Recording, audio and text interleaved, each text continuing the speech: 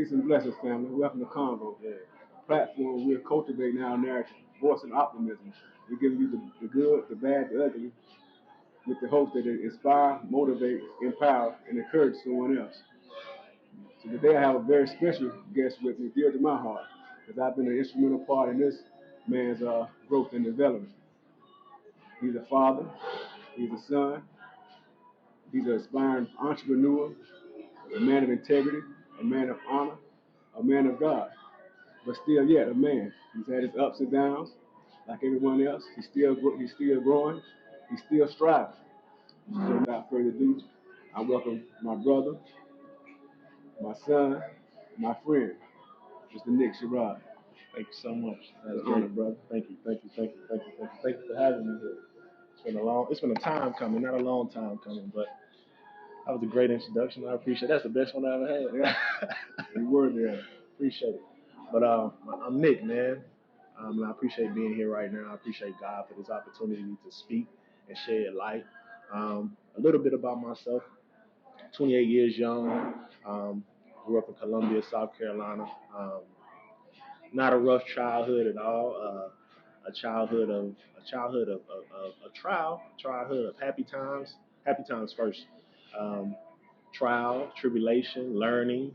Um, at times feeling alone. At times feeling that super high, super lows. But a beautiful childhood. Um, I feel as if my childhood is a big vital piece in who I am today. I don't base a lot off of the past, but the way you grow up and the things that you go through in life truly does shape a man, for good or bad. But I'm here in the flesh. I have my peace of mind. I have God. Today I bought my Bible. That plays a huge piece in my life today. But coming up, single mom for a majority of my life.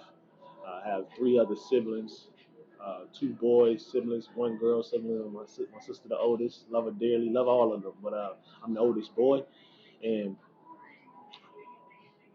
leadership has always been in me because of that.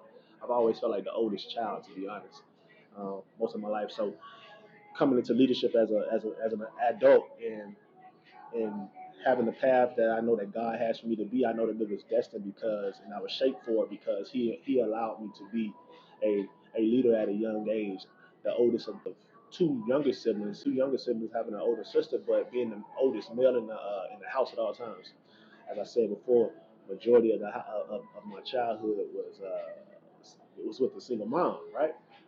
So that made me the man of the house, and it it shaped me. It shaped me truly, and I'm appreciative of that. You know, we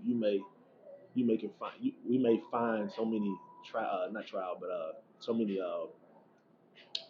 issues with the fact that some young men grow up in a single household, and that's not right. I would rather have it another way. That's why I push for it to be different with my children, right? But I wouldn't have it any other way than the way I had it for myself, the way God shaped it out to be for myself. So, Let me ask you a question. yeah. So, being a young man, being an older sibling of two younger brothers, and having a sister that is older, which made you feel like the man of the house, being the oldest male in the house, and you were the protector. You saw yourself as the man or as the one that should guide the family or protect the family. At a young age, if a man, there was no man present, it was just your mother present. What was your concept of a man? Wanting my family to be protected, wanting my mother to be secure, wanting her to feel like she had safety where she was. As you know, there's been plenty of times when you done came in the house when I was younger, and I'm sleeping with a knife under my pillow, right? That where does that stem from? It stems from wanting to protect the household. That was something that I implemented at 7, 8, 9, probably, 10, 11, 12, coming up through the ropes, right? So I just knew I wanted to protect. I didn't have a real male figure up until my teenage years of running into Mr. Wiggins and seeing how family and how the man is supposed to be in the household. Okay, so So there wasn't a man in the household at the time. Was there ever a point where a man came into the household and you looked up to this person to be, you kind of was able to let your guard down and step aside and say, "Well, there's a man here now. Maybe he could be a protector. Maybe he can watch over us, and take a little bit of the stress off of you." Absolutely. So that I'm sure that's a transitional point. That's a change because you're used to being at a young age in your mind, and I'm the protector. I got to have a knife. I got to have something to physically protect my siblings, my household. Yeah. But there's really nothing there to protect anyone emotionally. Correct. Or even spiritually. Yeah. But your perception of protection was arming yourself with something to protect from an outside person coming in. So when there was a man present, or if there was a man present at any point, it allowed you to kind of step back and be a kid. Be a kid, yeah. What was that process like? That's a very good question, man. At times there was a different male, another male figure, which is my sibling's father. Their father, I'm the only child with a different father, but their father was present on and off, right? And when he was in the household, when he was around, that sense of security I did feel that. I'm sure we all felt that. I'm sure we all felt like we could actually be children. So I had to let my guard. I actually know that feeling, like, to be able to take a step back and just kind of like feel relief Right. of the fact that, hey, it's another man here, because a child knows what that feels like. So to answer your question, to take the back seat was easy, man, because no child wants to have to work before they should have to work. No child should have to feel like they have to protect before they have to protect, before they have a family to protect. A child is important to be a child is important to be a child. It's important to be a child, not a child, right? So it's a very good question, actually. So was there as a child, as you began to grow up and get into school and everything, and seeing yourself as the male of the head male of the house at times, what did you want to implement? What did you want to teach to your younger siblings, even to your sister, as being that protector? Because even as you begin to grow, it's more than just physical protection. You want their safety, but you want them to go in the right direction. You want to feel good about yourself. You want them to do well. You want them to succeed. Yeah. So, and if that is not in your immediate environment, it's hard to have a clear perception of what success is or what happiness really is. So how did you shed that light on your younger sibling as you begin to grow? That's a good question as well, man. And to be honest with you, at a young age, like before 10 years old, probably 11 and 12, I didn't have any clear vision on that. I knew as we were coming up, I got two younger brothers. We would play a game in the car, right? And we would be like, "I'm gonna get that car. I'm gonna get that car. That's my car. That's my car." We played that game, right, in the car, and we always knew we wanted better for ourselves, right? We're gonna be rich. We're gonna be rich. We're gonna have this. Like, these are things that we said to each other since we were children. So it's always been implemented until in our lives. So that's why it's the same. That's why I'm that way to this day. Because that was practiced at a young age. But I didn't have a clear vision on what I wanted for my family. Up until the age of like 12, I remember when I started making some money, I would go to we stayed down in off of Bluff Road in Williams-Bright Stadium where the Gamecocks play. Was walking distance from the house. We could get out of our neighborhood and go to Williams-Bright Stadium and make some money. I used to sell waters, but I was selling waters around 13 years young, and I realized I could make in one day selling waters in the stadium $300. That's a lot of money at 13. I get home and give it all to my mom. Like, I give the majority of it to my mom, and that felt good. That felt amazing to me. And I'm like, dang, I can make this type of money, and I can. I remember at the time what our rent was. It was 200. Like, what mortgage was for the house, $250. Think about that. To this day, that's crazy. Times of jail is 200, and if you can make $300, you can give your mom with it, and that's amazing. Right. So that was what my vision for what I wanted my family to be. A place where I wanted us to be. I wanted us to be able to be taken care of. I knew that at a young age, the man was supposed to take care of. So to answer the question, um, I knew I wanted better for us through money. At the time, it was like, man, I got to get us some money. We got to get some money to be able to live the way we really truly want to live. Right. Money is definitely needed. So you went from being a protector, not really at a young age, not having a concept and idea of how to make money. You know that you needed money to survive, you need money to eat and to pay mortgage, of course, to have a roof over your head. To later on actually developing a skill to go out and be a young entrepreneur where you can help your mother, a single mother at the time, help her pay bills, help you put food on the table. So you know, I commend you on that at such a young age, having the drive to go out and want to help, and not just sit back and take the back seat and say, well, you know, there's adults in the house and they can take care of me. I don't have to do anything. But when you at that young age, you know, having the courage to go out and do something of your own, not really knowing how it's going to turn out. I'm sure you didn't know that you're going to make $300, but I can believe that that was motivation to you after you made that. So having to take on some of those responsibilities, willingly take on those responsibilities, proud to take on some of those responsibilities at a young age.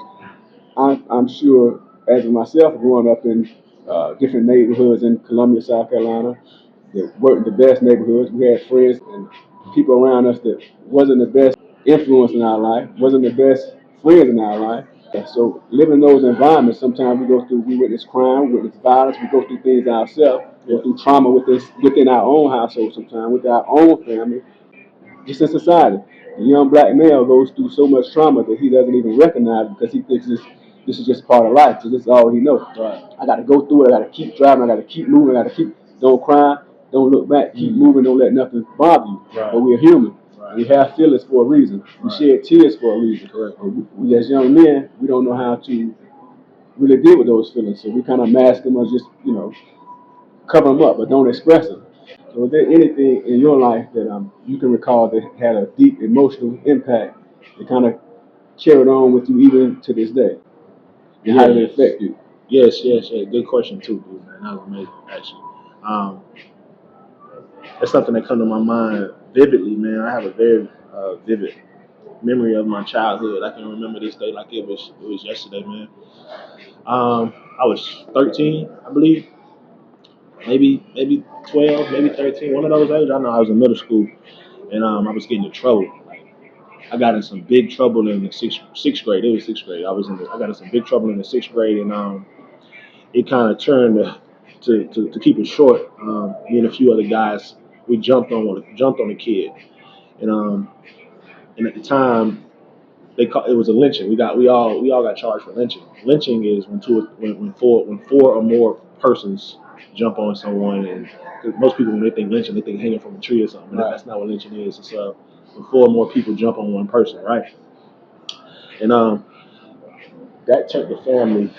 That my mom had to get a lawyer. We was going to see lawyers and stuff to get me out of this trouble. I was lying about it, saying I didn't do it when I did do it. It was a lot of different things, right? But at the same time, struggle doesn't stop while this child is in trouble. Like so, I remember coming home one day from school. I was still able to go to school after a while, yeah, but we still fighting this case, or whatever. And I came home one day, and my mom was like, I had got in trouble. So, and she was frustrated. I remember walking in the house, and she was like, "What's going on with you?" And before I could get my words out of my before I could get words out of my mouth, she was crying. Like she can account for this story right now. Like she was crying. She was bawling, crying. I know you tired. Like, cause I'm tired. Like, I know you tired of basically saying, I know you tired of the process. Like, this is what she's saying to you. She's saying this to me. I know you tired, but I'm tired. Like, she was saying, I'm tired too. And she just turned around and walked away. But I didn't say a word. Like, she just turned around and went in her room and closed the door. What age were you at this time? 12 or 13, I believe. I had to be 12 or 13. No, I wasn't 12. 11 to 12. One of those ages. I'm trying to just hit it spot on. But I remember that like it was yesterday. She's like, I know you tired. I'm tired too. And that did something to me, man. I can still remember that feeling. I still remember her face. I still remember her tears, like in a sense. And I remember her walking off. And that was like she didn't. Of course, she don't know that. That was like a shock for me. But it made me take a big turn in life. Like it made me want to do better than what I was doing. Not saying I was a bad kid, but I did mischievous things. Right.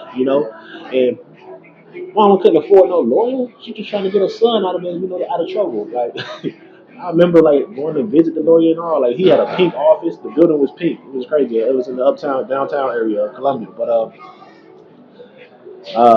that moment was something that was traumatizing to me. We throw that word around, traumatizing, a lot in this day and age, but that was truly a traumatizing moment for me. Not something that was violently traumatizing, but it was traumatizing to my mind to know that, dang, like I am putting my family in a situation I never wanted to do that. Another time was when I wrecked mom's car. That broke my heart. That broke my heart badly. Like when I wrecked her car. Like remember that time when I wrecked that Mazda? Most certainly. Like that broke my heart. I went home and cried like I've never cried before because I knew that like yo, we not in a position right now to be having to deal with this right now. I'm doing too much. Like especially knowing what I was doing as I was wrecking the car. Like you going to see a young lady, you dealing. What are you doing? Like you wilding. Like that's the reason why you know. Man, that messed me up. So those are two vital, key, crucial points for traumatizing moments. It seemed to me like that first one, where you were charged with lynching, four more people physically assaulting another individual. I hope he turned out well. His situation turned out well. And me of too. course, you learned from the situation. But what really bothered you wasn't the fact that you and a group of guys physically harmed someone. It was the fact that your mother was emotionally bothered by it. Right. That really registered with you. And I'm sure his mother was, I don't know the severity of the damage, but I'm sure his mother and her father may have been emotionally involved as well. But what resonated with you was your mom coming in and saying, I know you're tired, because I'm tired. And not really going in on it, but just walking away. Nothing else had to be said, but at that moment you knew that it was real and your mother was hurt by it, and it moved you in a way. Right. I assume that, I don't know, you may have felt guilty, you may have felt sad, but if that deeply impacted you at that moment, the second time when your mother was again deeply disturbed by you wrecking her brand new car, which I was too. I just kind of dealt with it in a different way. But it seems to me that you really connected with your mother. Her feelings matter. You like to see her happy. So anytime she's bothered, especially for something that you have caused, that really resonates with you. So with trauma, like I said, you can either be traumatized by it and be run from it, or you can fight. So at that point, was it a learning experience? Which way that trauma really affected you, and how does that kind of impact you today on your decision making? Honestly speaking, man, at the time, and that's why it's key to learn.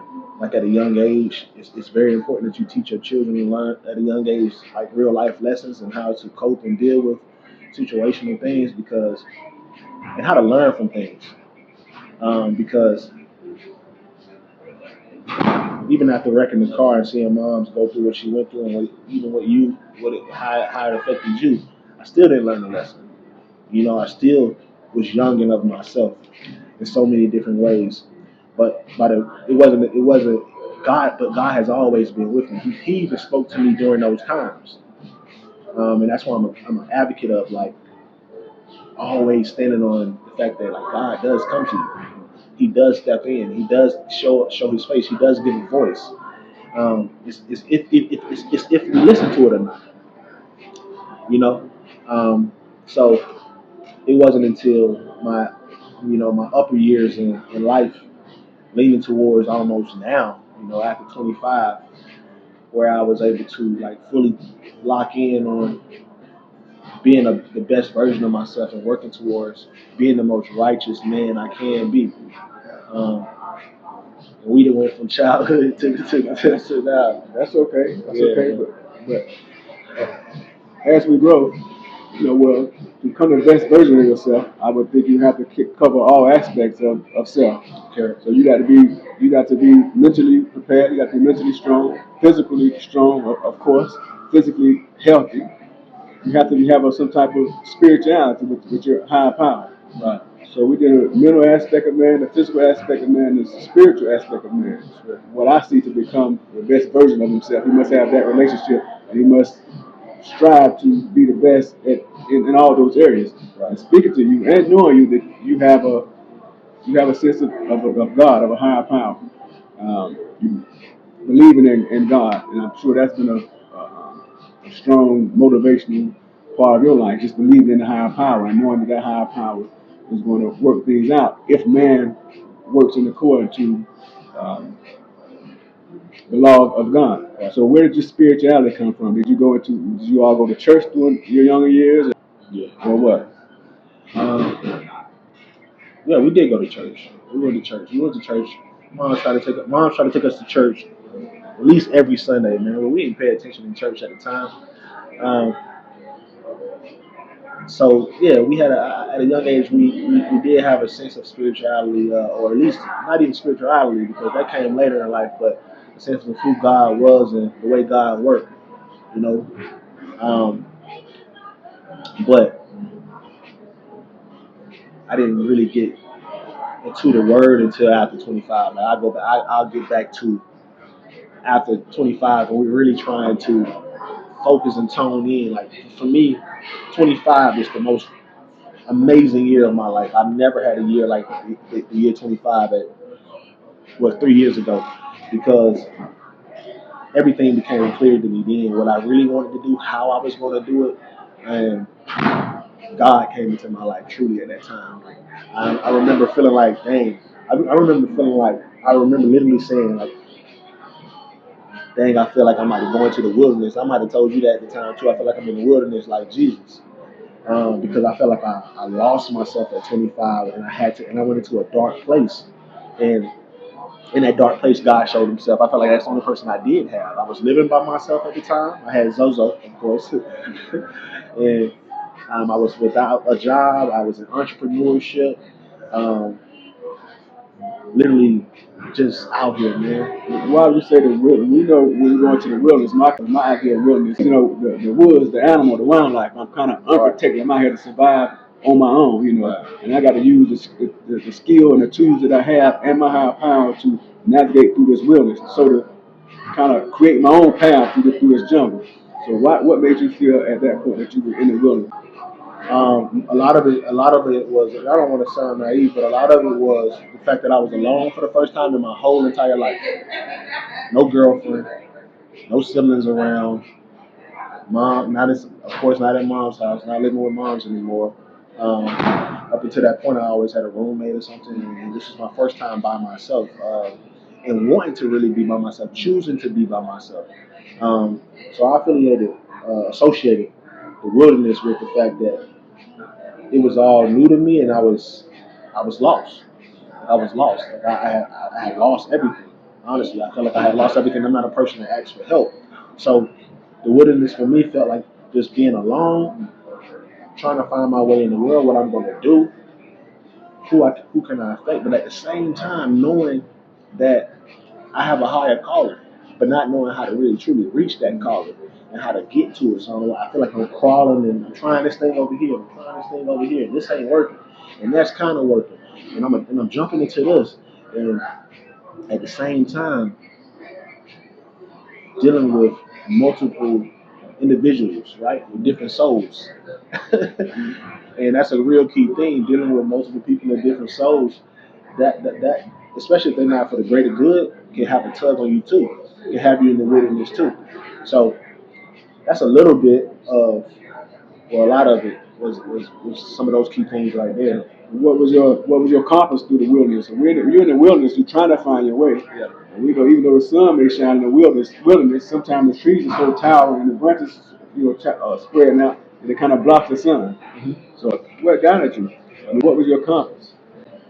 God, you asked all the greatest questions, man. That's a good question. Like that led me right into what I really want to say. My compass, man, was prayer, but not only prayer, it was Islam. That's around the time when I converted over to Islam. And what led me to Islam is I have a good friend, great friend, Saad. And I met when Saad and I when we met, like it was like paper and glue. We came together, um, and his way of life, even though he's much younger than me, his way of life, I have no problem speaking about it. His way of life at the time was just so structured based, and I had never seen something so structured in my life, or a process so structured in my life. So it wasn't even something that he had to say to me. It was something that pulled me. I'm like, dang, I never had this type of discipline before. I want to try this discipline out. And through like a year of studying, working out, and being just in the process of studying Islam, praying, learning their way of life, praying 5 times a day, having to be on strict prayer routine. That builds something in a person.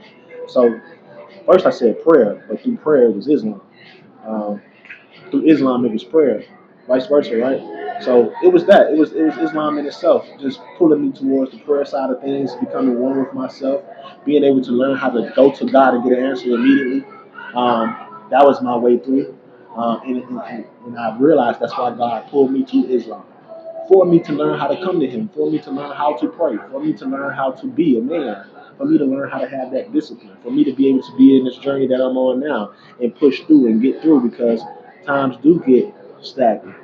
Times do get hard in a sense. I don't like to say that, but you know, I had that come out of my mouth. But it was it was Islam for sure. And listening to the Minister Louis Farrakhan, uh, going to Savior's Day, those type of things. Just being able to be in Islam was my way. Like before Islam, I know that when I came into your life, I know that you had a strong relationship with God. Yeah, and may peace and blessings be upon Mr. Wiggins. I don't think we can have this conversation without giving his honors. Right. But he was an inspirational part of your life, a great spiritual guide, father. You know that you respect and love, and you would actually go at different times to, I guess, different conventions or something out of town with Mr. Wiggins. And at the time, I said, "This is a young man. He's really he's really into God." Because I didn't have any concept of God really growing up. Yeah. Went to church on Easter a few times, but really didn't have any concept of God. I'm in the streets, didn't really even think about God. Prayed at times when things got hard, but I kind of admired that in you, such a young man, being able to just hold on to God and willing to take trips at a young age, and and the trip is all about your relationship with God, giving honors to God. So definitely give honors to Mr. Wiggins. Peace and blessings be upon him and his family. And I know that you, growing up, you had that strong connection with spirituality, with Christianity. And you went into the wilderness, and God introduced the young brother, Assad, into your life, and his discipline and his moves kind of inspired you to, want to get to know God a little more, get to know this God that He's speaking about. Well, we know there's only one God, regardless of what you may call Him. There's only one God. But how was that conversion? What were some of the things that you learned to help you navigate through the wilderness?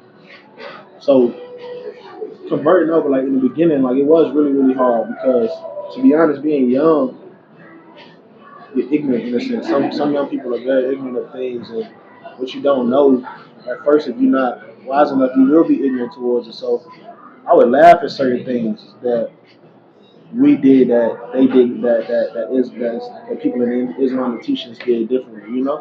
Um, as far as in like even drinking or smoking or like, but I would at the time sometimes even pick with side in a sense, and just for years later to become exactly the way that I was picking at. So the transition was a very not difficult transition, but it was a trial. It was trial in the tribulation. A trial in the sorry, not trial in the tribulation. It was trial in the transition. And coming over as some of the things that I learned coming over that helped me get through was prayer piece, the prayer piece. That's why I talk about prayer so much. Just being able to pray and being even if you don't know how to pray, getting on your knees and learning the Lord's Prayer, Matthew chapter 6, verse 9 through 13. The Lord's Prayer, just practicing the Lord's Prayer, even if you're just saying that in itself, um, that plays a big piece in just life in general, like your prayer life. So I would just say prayer is the biggest piece for me, and I can't go outside of prayer. When I say prayer, and a lot of people can agree with that, but prayer for me is what kept me through and through. Because even when I got off balance, I was able to rely on that, and that's why it's all of everything to me today because I was able to truly rely on it. That was something that's why I always preach it. Prayer. A lot of my pray, pray about it. Pray. So that was her. That's if that answers your question. That's It does. Well, like, okay, just to take a step back, what you're speaking of is your growth from young man to protector to the provider to, getting on your own, to going through the wilderness, to embracing Christianity, to, embracing Islam, and it continues to grow. Yeah. So there is struggle in the growth. Sometimes it is hard, but in the struggle, you develop strength. So what was it like going through those struggles, going through school, and just want to get out and provide for my family, and get out and do for myself, or what kind of goals or aspirations did you have after school? In school, I'm gonna go back to school. Let's just high school. I'd say high school. High school is when I really started getting a clear vision on really what I wanted, and it was basketball. I really wanted to be a basketball star. I thought I was amazing at basketball, right? um, just for years later to understand that God has a different route. Your platform and who you'll reach will be through something different, not basketball. It won't be the NBA, and that's important for a lot of people, young people, to know, because mine was basketball. I'm like, yo, I'm going to the NBA. I'm going to play in the league, and I truly believe that. Probably believe that, like I know my name. Like I truly believe that I was going to the NBA, man, just to find out, no, you're not. You're gonna do something totally different from that. Um, you're gonna reach people a different way. What was that like, knowing, balling and really having the talent to play ball, but to eventually realize that, hey, this is not my way. I can reach people in a different way. I can provide for myself in a different way. So was that a letdown when you realized that you wasn't going to the NBA? And even about myself, the man that your mother, who you care so much about, is going to be with and moving her whole family, moving to Charlotte at this time. Yeah. How did that make I was you feel? pissed, man. I was mad. I was mad about it. I was upset. It probably, I'm getting teary eyed thinking about it because I remember the feeling of like what you mean betting on yourself? Like, because that's what it is. She was betting on herself. She wanted better for herself. She was choosing herself for once, and I didn't like that she was choosing herself. I didn't like that she was choosing her marriage because it had always been us, her choosing her children. And I felt like she was not letting us down, but none of us really wanted to go. Rick and Willie didn't want to go either. Courtney already in college. And you just go up and leave. My mom left on the day of my graduation, and I get it to this day. Now I understand, but at 17, you don't get that. You like what? You leaving? You packing up your stuff and you leaving? You got a U-Haul. Like the U-Haul is. I remember leaving graduation and going to sit down and eat at wherever we ate at. And the U-Haul, Rick was driving the U-Haul. My little brother, Rick, was driving the U-Haul. And from there, I'm like, what you gonna do? I'm like, I'm staying. I'm not leaving. So I got my what do they call it when you go to college? You gotta get what do you sign up for? Your FAFSA, right? I'm not Yeah, sure. this is the FAFSA. You got to sign up for my FAFSA. I went head on and went to college, Great Military Academy. I started playing some ball, but I tried out, and I'm out there on a limb. I'm literally living with my friend Karan at the time, and we doing it together until further notice. But uh, What Quran? You were living with a friend at that time, so y'all both had dreams, maybe to go to both, the both, NBA, same or dream. y'all different directions. Same dream, same goals, same goals, same aspiration, damn near the same drive, like all the way identical to what we was aspiring to do. I'm talking about learning how to have, like, that was the first time I probably ever really been disciplined, getting up at 3 a.m. to go shoot around in the gym, and being uncomfortable, being cold, stuff like that. So and just fighting through the process. Uh, so yeah, we had the same goal, and he went on in life to go play basketball, and I left like within a year, and it started working because it was just personally to me. Like I said, first time being really truly uncomfortable by yourself. It's not working. You don't got no money.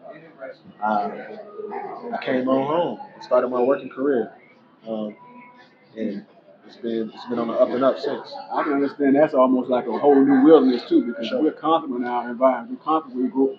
Most comfortable where we grew up, amongst the people that we know that we have history with, and you know, moving from at a young age, moving from one city to another where you don't know anyone besides your family, Right. and getting to know me. Right. And I can remember, you know, that day when y'all came in the U-Haul and like, because I was staying there in the apartment by myself at the time.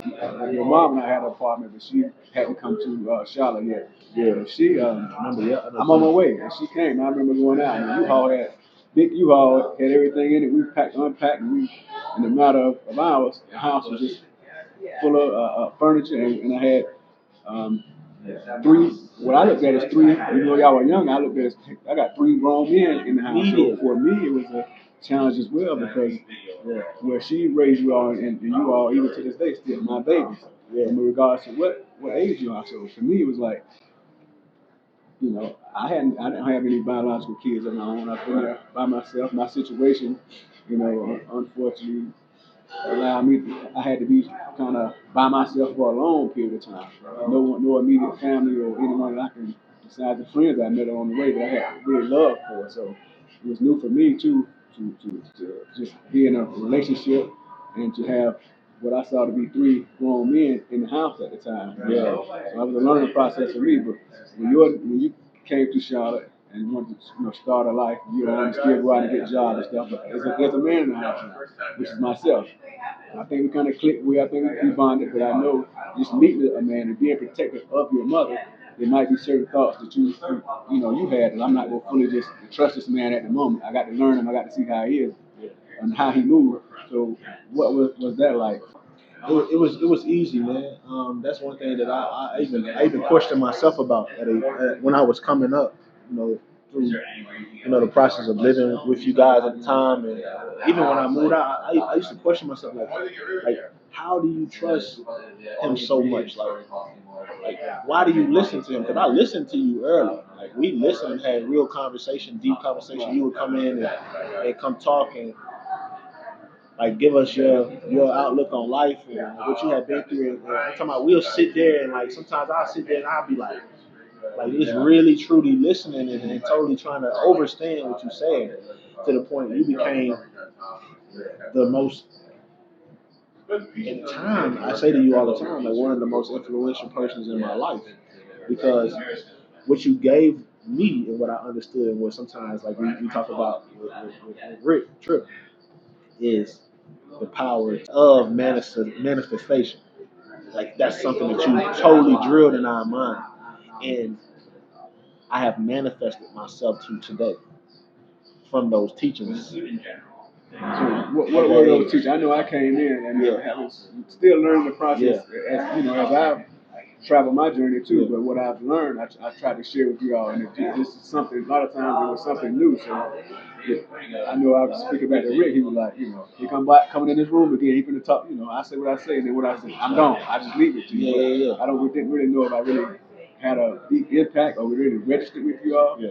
But I try to meet you where you were and give it to you the best of my knowledge. And I'm grateful that you were able to, you all were able to take it in and eventually, you know, use it in your life. But the power of manifestation, how did you perceive that? And what is the power of manifestation to your knowledge? Uh, how I perceived it and what I took and how I implemented it in my day is having a clear vision. Having a clear vision on what you truly want, how you want to do it, but being able to understand and overstand that the process is not just there with the vision. You must work for it, but seeing it first, achieving it first in yourself, within yourself, along with the work ethic. It goes hand in hand, and that's what the power of manifestation is. Some things just happen, you know. We can't control some things, you know what I'm saying? But as I'm doing today, I have on my mirror in my bathroom, I have a picture of something that I truly want right now. Something that I am going to get. This is a must. This thing costs over $300,000, but it's a must that I have it. You already got it. I have it, right? It's a must that I have it in the physical, right? I have it already, of course. I see it. I dream about it, right? I printed that out in color because the color that I want is the one is in the picture, right? But this is something that I see every single day. I look at it today, I'm like, dang, Like I really look amazing in that. Like, you know, so that's what the power of manifestation is. Those are the teachings, you know, from the point of view having your home on your mirror. I got that type of mentality from you, you know, from the fact that you printed out the home that you wanted and put it on your mirror. So that's how I've implemented it. That's the teachings that you were able to know and guide me through and guide us through. The power of manifestation is real and it works. And it doesn't just work for you, it doesn't just work for myself, it works for everybody. Everybody has God within themselves. And we know that faith, we know that to for anything to work out for us, we have to have faith. Right. And we have to have a clear conception of what faith is. If this is something that's so strong that I can have just a little bit of it, and I'm able to move mountains in my life or my family life, and to cause things to physically manifest itself before my eyes. Everybody must have a clear conception of what faith is. And faith, as we spoke of many different times, is according to the biblical text, is the substance of things hoped for, the evidence of things not seen. Right. Which, from a carnal view, to sound ridiculous to have the substance of something I hope for. How in the hell I'm gonna have the evidence of something I can't even see? But we learn to understand that it's not seen with the physical or the carnal eye. It's seen with the spiritual eye, or just using your imagination. Because within your imagination, we can be in the darkest, most deepest, darkest moments in our life, and we can envision beautiful, places, happiness, peace within ourselves. Or we can visualize physical things to the all the way down to the most finest detail. You can see yourself in a new car, a new house. You can see yourself accomplishing all your goals to the point where you just, it's there until you open your eyes and you see the physical reality. And we know that everything that's in existence now, everything came from someone's imagination, someone's thought. Yeah. Even from the beginning, the word was the word of God. The word was energy. The word was God. The word was with God. The word, once the word was spoken, it created everything that it is. So that power is within us, and we have the ability to speak in words and make things manifest, and also physically see it in our mind. We have to hold that vision. Yeah. You hold it in your mind and you back it with feeling. And according to the biblical text and every other text, this is the power. This is the power of God, and He's going to give it to you because your subconscious don't know that you don't have that. When you put it into your subconscious, it tries to go out. It goes out and brings that to you. But what we have to pray for, and I heard you say this one day, and it kind of stuck with me because we can get caught up on attachments, physical things, and we want blessings, blessings, blessings. But we have to pray that we are able to maintain, able to be humble, and able to use these blessings in a way to glorify your higher power and not glorify yourself. Because the same things that we pray for and we obtain can sometimes be our destruction. So pray for these things, envision these things, and they're going to manifest. But pray that we, as men, we're able to be humble because the physical man is never satisfied. He always want more physical things. You have the best woman. You see another fine woman and want her too. You might say, I just want this woman, but when I get her, it's over. It's over. That's all I need. Boy, it's over. The game over. Only to get used to her, and learn her and see something else. I'm like, boy, I got to have that. It may be a car. It may be more money. It may be. There's nothing wrong with if you aspire to reach greater heights, higher heights. That's fine. We have to take other people into consideration, and we have to know ourselves. And part of knowing ourselves is knowing this physical is never completely satisfied. Right. And man has to be master over his flesh and has to be master over his emotions as well, continuously. I don't care, but the power of manifestation is real. Yes. And can you give one example to where you actually practice this, the law of manifestation and seen it unfold before you? Yeah. I've always seen myself as a leader. I've always seen myself as a leader and believe myself truly to be the leader that I am. So much that I looked up what my name meant one day, and I was named Nicholas for a reason. You know, my mother didn't know why she named me Nicholas. It was just a name, but my name means leader of the people, right? Victory of the people, right? And I've manifested myself to be the man that I am today through the grace of God. And where my heart is, I've manifested that as well. Like I'm not perfect along by no means, by no means am I perfect, right? But I've always seen myself to be a clean, righteous man, and I've always like literally seen. So I might not I have many cases of manifestation, but my greatest case of manifestation is seeing myself to be the righteous man that I am and working towards that, like putting the work in to be that, and seeing the benefits of that manifestation, right? But I want to take it a couple of steps back. Like I want to go back a little bit because I think when we say manifestation, sometimes people like they get caught up in the fact that if you see something, it's going to come immediately. Like, oh, I can see it. I manifested this, and I've been manifesting for envisioning myself with this for 3 days now, and it's not here on the fourth day. Why is that? Why is that? Why is it not here? It does not work that way. Manifestation does not work that way in no way, shape, or form. It requires constant work. It requires a bit of time, right?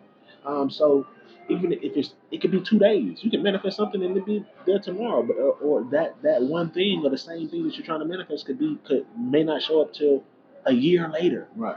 But you must be dedicated to the time that's attached to it as well. So I can't go further without letting people know because manifestation, yes, it is real, but it requires something. It requires work, and it requires not only work, it requires work on yourself because you're not going to have anything that you cannot keep unless you sped up your process to get it. Unless you turn the knob and sped up and put yourself in fast forward mode and skip processes. So that's why it's very, very important to learn how to very, very important to learn how to be with money before you actually acquire a lot of money.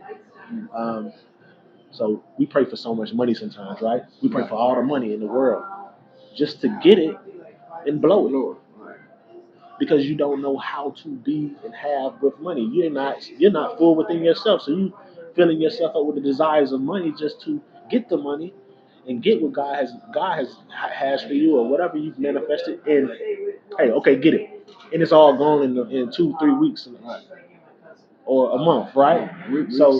So it's levels to it, of course. It's very much so levels to it. So I say the power of manifestation is real, but the power of self is more important. Mastering self, figuring out who you are as a person is way more important than manifestation. Do that work first. That work is very important. That work is what will have you keep what you have manifested. Right. The power of self and working on yourself, working on the things that you like, what you can't deal with, non-negotiables for you, things that you can deal with, things that you will not deal with at all. Things that make you happy, and things that absolutely make you sad, things that drive you, things that keep you stagnated, and then do the thing along the same lines, manifest the life that you want for yourself. I think that's very important, most important to get to know yourself. And it's a process. It's a timely process because I don't think man really ever knows himself because as he grows, he unfolds into a different person. He learn more things, new things about yourself. There's a point in time when I thought how I thought as a young man. I stood on that. I didn't care what anybody said or thought. This is what I believe in. This is how I'm gonna live my life. Right. Only to reflect back now and say, damn, I can't believe I thought like that. But at that time, that's what I thought I was. So man is always unfolding into himself. Because man, the true purpose is to unfold into the oneness of Allah. Right. So, and to be, that's what to be more Christ-like. Same thing, however you want to put it. But the man to get in tune with his spiritual self and unfold and display those characteristics in the physical form. But it's a process. Most of the time we pray is for physical attainments. But like you said, if you don't know yourself, then what you pray for can be something that's going to destroy you. Yes. So it's important to get to know yourself. And to get to know yourself, I think you have to take time to be by yourself, deal with yourself. Don't hear all the outside noises and voices and other people's problems and TV and radio and social media. Sit by yourself and close your eyes and deal with your own thoughts. Yeah. And then when you walk out into the world, you have a clear perception of what you need to do, how to do it, and who is your guide. Your guide being your spiritual guide, being God within yourself. And I live by that. We're men and we fall short, but we keep on going. As you say, just strive, just keep on moving. Whatever we go through, we may fall, there may be setbacks, but keep on moving, keep on striving. You can either give up, give in, or keep moving. Yeah. If you give up, then what's going to come to you? You're going to become a beggar. I heard something the other day said that if wishes were horses, beggars would ride. So the wish is nothing. We can sit there and wish, but if there's no action, there's not applying the law of manifestation to it and putting energy behind it, putting feeling behind it. It's nothing. We're waiting for something just to magically happen before our eyes. And a beggar is a person that he don't really choose to get out and do anything. He want to beg. He want to reach out to people, see what he can get from someone else versus doing the same thing himself that the next man may be doing. So wish were horses, beggars would ride. They'll be on the ride, but where they ride to, maybe just a circle. So we can wish all we want, but that's nothing. We got to apply ourselves physically, mentally, and spiritually. We have to have that spiritual connection, and whatever we go through. I say just see yourself not in that moment, but see yourself at a greater height. See yourself where you want to be. See yourself already have reached your goals. I encourage you to just try it, and things will unfold. That's how we're set up. What you put out is gonna come back to you. Just stick to it. So, who is Nick today? Who I am today, I'm happy. I'm happy. I'm full. I'm full of life. I'm driven. Um, I'm goal oriented. I'm an amazing father. I agree. Like I am an amazing father. I take pride in being the father that I am. I love my children. I love them. I was going to say babies. I love my children. I love them so much. They are um, a big driving piece in the way I live my life and inspiration in general. So who I am today is many things. Uh, who I inspire to be, and the man that I'm working on is a man of just righteousness, continuous righteousness, being on the right side of things, staying on track. And that's where that piece that you said earlier, we kind of skipped past it real fast when you said spending time alone. That time alone, you don't necessarily have to be you leave your whole family and be alone, but just spending time with yourself and learning what you like, um, and building on yourself in that during that time. That's very key because life happens, and when life happens, you want to be able to react and be able to maneuver through those situations the most righteous way. So that time alone is key to me for that reason and stuff, and many others. But I'm inspiring to be the best version of myself and not be outside the will of God. That's where I am right now. Nick, 5 years from now, where do you see yourself? What part are you playing at that point as a father, and how would you like your offspring to view you? I want them to be. That's easy for me. Honestly, it's a one answer. It's a one word answer for me, but I can go on with it. But I'm gonna give you the one word first. Daddy. That's daddy. Like daddy, like in the most happiest, cheerful way. Daddy. Like when they think of me, daddy. Like that's how I want to like.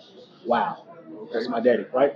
But what I inspire for them to truly see and what I will work for them to see is for me to be continuously present, continuously there by their side, supporting them, being a protector for them, uh, sole provider for them, and just them seeing me be in my softness with them because that's very important for me to be soft with my children and not soft like the world may see the word soft, but I mean allow them to be children, allow them to be in their most natural way of life and not have to speed up anything for them as we had to have our childhoods sped up. So I would like for them to rarely get told no.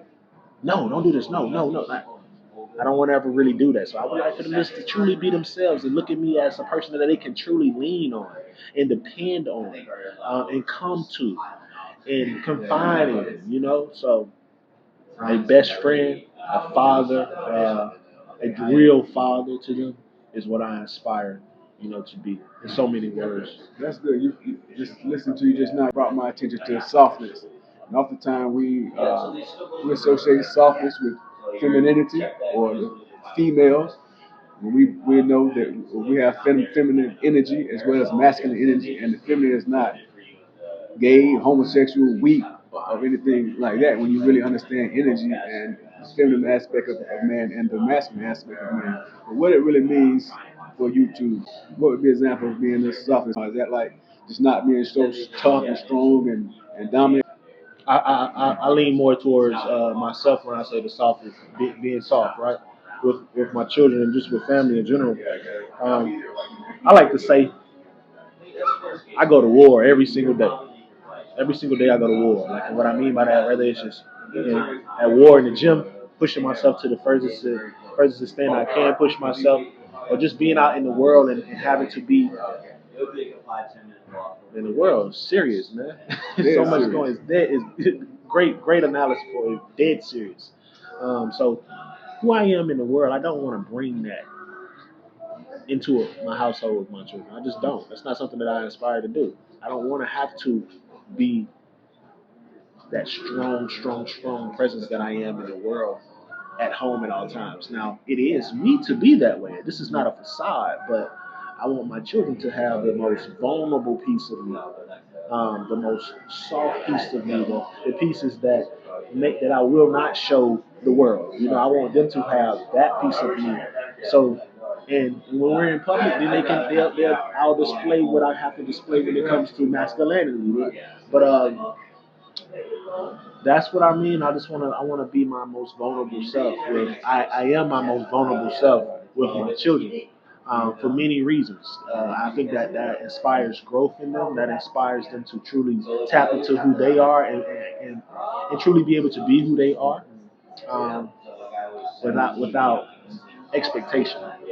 That's good because if we're fortunate enough as young black men coming up to have a father, a figure in our life, most of the time that male figure is only putting off that masculine, tough, strong, don't cry, be tough, keep going, don't be soft, don't be weak, associate that with being weak or being feminine, so to speak. But to allow them to see all aspects of yourself and know that it's okay to be soft at moments. While sometimes it's necessary for you to be completely masculine, completely strong, completely dominant, completely, just relentless. Because the world, if you display the softness in the world take advantage of you sometimes. Yeah. But showing them, okay, it's all right to be soft in different parts of your life around certain people. But at certain time, be the man or the woman that you were created to be, and stand on it and don't fold. So, just hearing that kind of sparked a thought in my mind because I never knew anything about no softness, bro. Softness was everything I didn't want to be. Soft, nothing soft, Yeah. nothing soft. So even when there's time when you needed to be soft, or it called for you to be soft, your mind would tell you don't be soft. You can't, so you couldn't clearly show yourself. You couldn't clearly get the message out there because you thought I may have thought it would have been weak or unmanly to do so. Yeah. But it's okay. But that's a part of get to knowing yourself. When you know yourself, you completely confident with yourself. You completely confident with being soft when you desire to be soft. And you completely confident with yourself being fully masculine and dominant and a warrior when it's time to be. Correct. But you have to know that exists and know when to tap into it and when to back down from it because it can destroy a relationship. It can allow you to just hold in feelings that you may need to get out, and whether you hold them in or not, they're gonna come out in one way or the other. So it's good to be soft at times. Yeah, there's a time for everything. Most There's a definitely. time for everything. It's a scripture I like to read. I can't think of it off the top of my head, but it says there's a time for everything. There's a time for love. There's a time for peace. There's a time for mourning. There's a time for happy. There's a time for love, and there's a time for war. It's a time for everything. It's along the lines of that. But I love that scripture. I gotta find it and get it to you. But I think I told it to you before. I have. Actually. I'm familiar. I don't know where it is, but I'm familiar. Yeah. There's time for everything. Under the sun, Right. under God's heaven, under heavens, Right. under the heavens. There's a time for everything. So if you in wrapping this up in conclusion, this is never conclusion because we're always talking, we're always building, we always, but for the sake of the video, wrapping it up. Is there anything you would like to leave, any message you would like to leave for a person that's coming up that hadn't experienced the things that you've experienced, or for an older person who still yet has not experienced the things you have experienced? Do you have a word of advice or encouragement that you would like to leave them with? Yeah, I do. I have a few things I can say, or I want to say. I want to say, like, thank you for having me, Speed. This is amazing. I appreciate the platform. I appreciate just the drive and the love that you have for it, for what you do here. It's an honor of mine to actually be in the presence of something like this because I actually know your vision on it and I know where you're taking it, and I know where your heart is with it. I know it comes from the most righteous peace and place of you, and I know it's been a time and a work to get here. So I just want to say I appreciate you having me, man, and that's the least that's the least I can say for you. There's so much more I can say, but thank you. But as far as for everything, as far as everything we've shared here today, I want to leave people with a message of with everything that's going on right now in the world. And so many people having different opinions on things. Everybody has something to say. I feel as if we're in a generation where everybody has something to say. Um, Find what's right within you, and the way that you find that, what's right within you first is searching yourself through God. And that's the best way I can put it. Through God, finding who you are and what your purpose is here. Because everybody has something to say, whether it's how to work out in the gym, who to pray to, how to be the best manifester in the world, their outlook on fatherhood, work, how to quit your job in 60 days. Work on yourself through prayer and fasting. That's the best way to do it. Through prayer and fasting. Not necessarily always having to spend time alone, but work on yourself first. Self first. And then you'll be able to weed out what's not for you. Um, that's why that's why I started with everybody have something to say. I'm not an advocate for listening to everybody. I'm not an advocate for just taking all information in. It's important to take in what's for you, and you get that through searching yourself. So I leave the people with that, and I want to read a scripture really quickly as well that I was told to give to the podcast today. I'm going to read from Matthew's. It's Matthew's chapter 6, verses. Let me see. Matthew's chapter 6, verses 9 through 24. And then this is how you should pray. Our Father in heaven, hallowed be your name. Your kingdom come, your will be done, on earth as it is in heaven. Give us today our daily bread, and forgive us our debts, as we also forgive our debtors.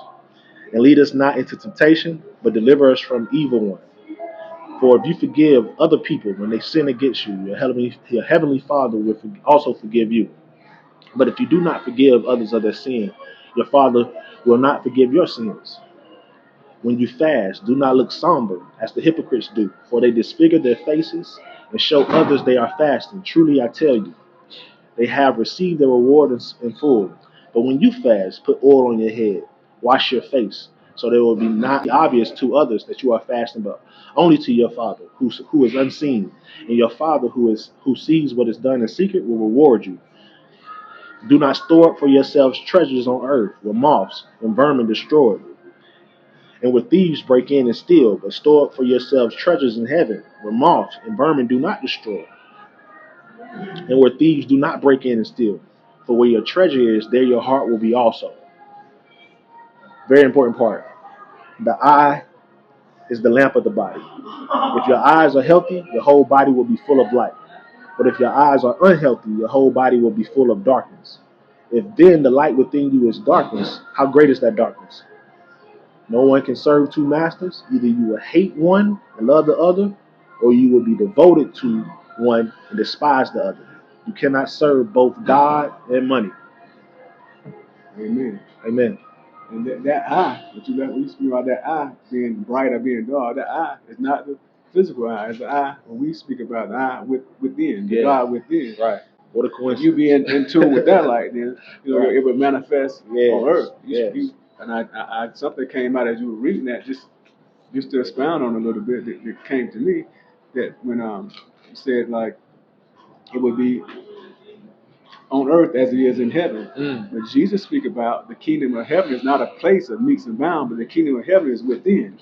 So whatever you visualize or whatever you hold within will manifest itself on earth. Yeah. But it's first within heaven, within you, within your mind that you have to see it and envision it, and then it manifests itself in the physical. So that was a good reading, brother. And if I'm not mistaken, I think you had a question you wanted to ask me. Yeah, absolutely. Oh man, look at that. That's amazing. Man, I love this question. I can't wait to ask. I couldn't wait to ask this. If you could tell, the question is, if you could give a piece of advice to your teenage self, what would you tell your teenage self with the perception of what you have today? And I would tell my teenage self if I can go back, and I often do tell my teenage self because to bring something positive out of our traumas is to go back and revisit those times in which we went through trauma and try to interject a positive thought, a positive energy. Forgive those people that may have done you wrong because now you have knowledge of yourself. You have knowledge of those individuals at that time that they may not have known about themselves. They may have done what they thought was best, or maybe they've done something because it was drugs, or because they had a cold heart, because or they seen their mother, father go through abuse. It may be whatever. So you knowing you also helps you to understand and know everybody is in existence because what's in you is in everybody. You just travel a different path, but we've just traveled a different path and come to knowledge of self, and we continue to learn about self. But you is in every other man. Whatever any other man, any other woman has done on earth from the beginning of time is within us as well. We may not go to that extent. We may not be pushed to that point. And we may be able to master ourselves where we don't jump off the deep end. But that's within us as long as we're in the flesh. Flesh itself will work against that. We eat unhealthy. We'll do unhealthy things. We're having unhealthy thoughts. So we're kind of working against God, which is in us to try to keep us upright, independent, and fearless. So when I see, when I go back and reflect and think about my younger years, even my teenage years, I go back and revisit those times where I was confused, where I was lost, or where I may have dealt with trauma, and try to interject a positive thought. Therefore, when it comes to my mind as an adult, it's not evoking those feelings, because with feelings can cause your blood pressure to rise. Feelings may have cause you to have a heart attack. Feelings, they say in 3 seconds or 3 minutes, I'm not sure, with a certain thought releases cortisol or different chemicals in our body. So the feelings is definitely important. So we have to go back and forgive ourselves, forgive others, and actually begin to heal by interjecting positivity in those moments that may have been our most darkest moment. It may be hard, but practice it. So what I would go back and tell my uh, teenage self would be believe in yourself, get to know yourself, and get to know God. Have a relationship, have a spiritual relationship with your higher power, whatever you choose to call him. There's only one. Have a spiritual relationship with your higher power. God is God. You speak to him, he's going to reveal to you in plain language. It may not be the Bible, it may not be the Quran. For me, it was the Holy Quran of the more scientific of America. What I've embraced. It was influential, instrumental in my life.